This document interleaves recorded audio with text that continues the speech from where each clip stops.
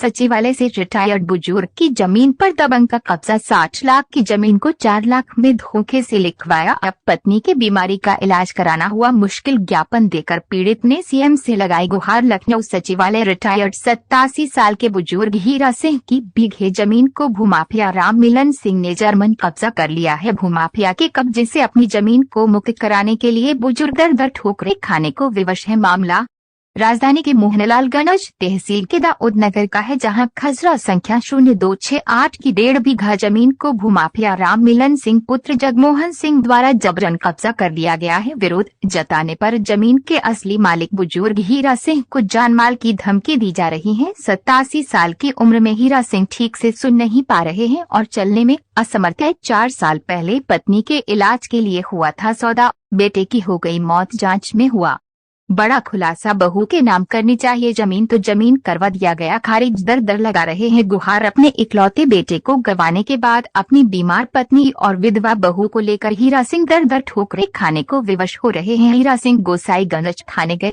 और तहसीलदार मोहनलालगंज से मिलने भी गए और मुलाकात नहीं हो सकी। इस मामले में हीरा सिंह ने कार्यवाही के लिए कैसी SCJMC कोर्ट में प्रार्थना पत्र देकर न्याय की गुहार लगाई है।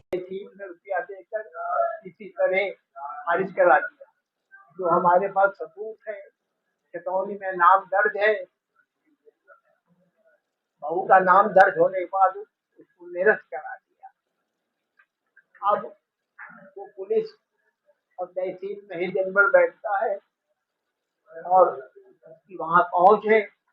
हम चूंकि शहर लखनऊ में रहते हैं, पैतृक जमीन गाँव में है, उसकी देख रेख करने में हम आगमन। जब आप शासन प्रशासन से न्याय की गुहार लगाए तो शासन प्रशासन की तरफ से आपको क्या कुछ बताया गया? अभी तक हमको कोई भी जवाब नहीं मिला है।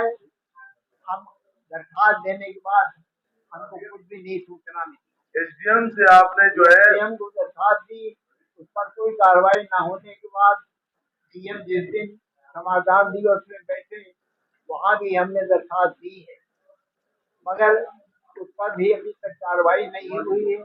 वो हमारे पास रसीद मौजूद है, तो तहसील में हमने दिया है। उत्तर प्रदेश सरकार एक तरफ अपराधियों पर, भू माफियाओं पर और भ्रष्टाचारियों पर अपनी बुलडोजर दौड़ाती है, तो क्या आपको लगता है कि आपके साथ इस तरह से बर्ताव किया जा रहा है? तो आपको इस मामले में अपनी दरखास्त SDM और पुलिस अधिकारियों को भी दिया, समाधान दिवस में भी दिया, मगर अभी तक कोई कार्रवाई नहीं हुई। हमारी अवस्था इस समय 85 वर्ष की है। हम चलने फिरने में अपंग हैं और चल फिर नहीं पाते, काम सुन नहीं पाते।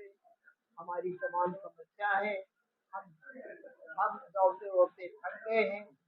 हमारी सुनवाई नहीं हो रही है। अब हम आप लोगों के शरण में आए हैं कि हमारी बात को मुख्यमंत्री तक पहुंचाने की कार्रवाई हो।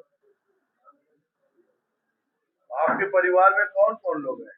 हमारे परिवार में केवल बहू है और हमारे लड़के की डेथ अगले साल हो गई। केवल बहू है और हमारे पास हम सरकारी नौकरी में थे, पेंशन से घर चल रहा है। हमारे मृत्यु के बाद कोई भी इसके पास सहारा नहीं है। हमने उस जमीन में 1.25 बीघा जमीन इनको दान स्वरूप दिया, उस पर भी वो वहाँ तहसील में रुपया देकर इसी तरह खारिज करा दिया। जो हमारे पास सबूत है, चेतावनी में नाम दर्ज है, बहू का नाम दर्ज होने के बाद उसको निरस्त करा दिया। अब वो पुलिस और तहसील में ही दिन भर बैठता है और उसकी वहाँ पहुंच है। हम चूंकि शहर लखनऊ में रहते हैं, पैतृक जमीन गाँव में है, उसकी देख रेख करने में हम आगमन। जब आप शासन प्रशासन से न्याय की गुहार लगाए तो शासन प्रशासन की तरफ से आपको क्या कुछ बताया गया? अभी तक हमको कोई भी जवाब नहीं मिला है। दरखास्त देने के बाद हमको कुछ भी नहीं सूचना मिली। एसडीएम से आपने जो है डीएम को दरखास्त दी, उस पर कोई कार्रवाई न होने के बाद डीएम जिस दिन समाधान दिवस में बैठे वहाँ भी हमने दरखास्त दी है, मगर उस पर भी अभी तक कार्रवाई नहीं हुई है। वो हमारे पास रसीद मौजूद है तो तहसील में हमने दिया है। उत्तर प्रदेश सरकार एक तरफ अपराधियों पर, भूमाफियाओं पर और भ्रष्टाचारियों पर अपनी बुलडोजर दौड़ाती है, तो क्या आपको लगता है कि आपके साथ इस तरह से बर्ताव किया जा रहा है तो आपको कौन और हमको भी, क्योंकि हम बाहर रहते हैं लखनऊ शहर में, तो हमको भी प्रताड़ित कर रहा है। आज आपने प्रेस कॉन्फ्रेंस किया, यहाँ मीडिया के माध्यम से सरकार से क्या अपील करना चाह रहे हैं? हम सरकार से चाहते हैं कि वो जमीन पर कब्जा ना करे और जो बहू के नाम हमने जमीन ट्रांसफर की है उस पर ध्यान न पैदा करें। अगर आपको न्याय नहीं मिला तो आगे क्या करेंगे? अगर आपको न्याय नहीं मिला तो आगे फिर क्या कदम होगा आपका? न्याय न करने के बाद यही है कि हम सीधे मुख्यमंत्री से मिलें और अपनी प्रार्थना करें कि इस पर शीघ्र कार्रवाई की जाए और अन्यथा कहीं भी हमारी सुनवाई नहीं हो रही। अधिकारियों ने आपकी बहू का नाम निरस्त किया तो उसके पीछे क्या तर्क दिया उन्होंने? क्यों निकाल दिए? क्यों नहीं चढ़ाया? खतौनी पे नाम क्यों नहीं चढ़ाया? द्वितीय बात का उन्होंने उसमें को लगाया, जो निरस्त किया है ना, तो उसमें उन्होंने दर्शाया तो यही है कि द्वितीय बात उन्होंने हम लोगों को इन्फॉर्मेशन भी नहीं दी पहले से, तो हम लोगों ने ऑनलाइन देखा। इनकी पैतृक संपत्ति थी, आपके नाम पे उन्होंने ट्रांसफर किया, तो क्या व्यवधान है, क्यों नहीं हुई? तो उन्होंने तो हम लोगों को पहले से तो नायब तहसीलदार से हमारे नाम वो आ गई थी जमीन। अच्छा।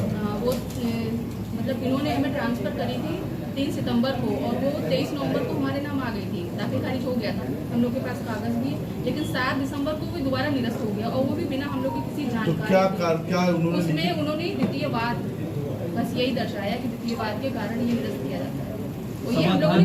समाधान दिवस में जब हम लोग वहाँ मिलने गए तो ये नायब तहसीलदार से मिली थी, तो उन्होंने कहा था कि आपका जो खेत का प्रकरण है उसमें द्वितीयवाद है। तो हमने कहा द्वितीयवाद क्या है आप बताइए। तो उन्होंने बोला कि याद करके कि आप उसमें कोर्ट केस चल रहा है इसलिए हम लोग कुछ नहीं कर सकते, आप कोर्ट में जाइए, जो कुछ कहना आप वहीं कहिए जाए। वैसे भी हम लोग जिसके पास न्याय लेने गए बोला उन लोगों ने यही है कि हम लोग को ये कोर्ट में केस चल रहा है। वास्तव में विवाद है क्या? क्योंकि कैसे कोई किसी की प्रॉपर्टी पे या संपत्ति पे दावा नहीं करेगा। वास्तव में क्योंकि आप सही बताएंगे तो वही हम लोग जो है चलाएंगे, आपको न्याय मिल पाएगा। 2019 में क्योंकि पापा रिटायर हो गए थे और पैसे की सख्त जरूरत थी, हमारी सास बीमार थी, तो ये हुआ कि इसको हम लोग ज़मीन है जो उसको बेच के उसको उनका इलाज कराएंगे। लेकिन उसमें जब खरीदार खोजा गया तो फिर गांव के जो राम मिलन सिंह है वो आए सामने, उन्होंने कहा कि हम आपकी ज़मीन को बिकवाएंगे और फिर सौदा जो तय हुआ इन्होंने उस ऊपर वाले जो नोटी वाले पेपर थे उसके नीचे रख के धीरे सब साइन करा दिए। नहीं, साइन तो करा लिया, अच्छी वाला की चीज़ हो गई, लेकिन जब करता रजिस्ट्री हो या कुछ होती तो पूछा था कि आपको पेमेंट हो गया नहीं हो गया।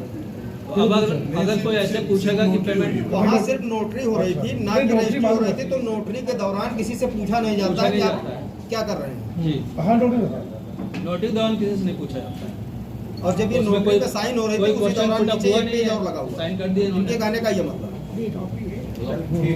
ओके सर, साइन करवा जी, ओके साइन। अब आप जो है क्या चाहते हैं आप प्रशासन से, और जो है खासकर मुख्यमंत्री जी से क्या चाहते हैं आप? ये चाहते हैं कि न्याय मिले उनको, क्योंकि वही जमीन एतमाद सहारा है जिनका, बाकी पेंशन घर का काम चल रहा है। तो अभी इतने वृद्ध हैं, दौड़ नहीं सकते हैं, हम लोग हैं, हम लोग भी एक सपोर्ट एक लिमिट तक ही कर सकते हैं, उसके आगे तो हम लोग भी नहीं कर सकते। तो प्रशासन से, शासन से ये निवेदन है कि इनके साथ न्याय किया जाए, जो ज़मीन है इनके नाम कराई जाए और उसका जो राममिलन है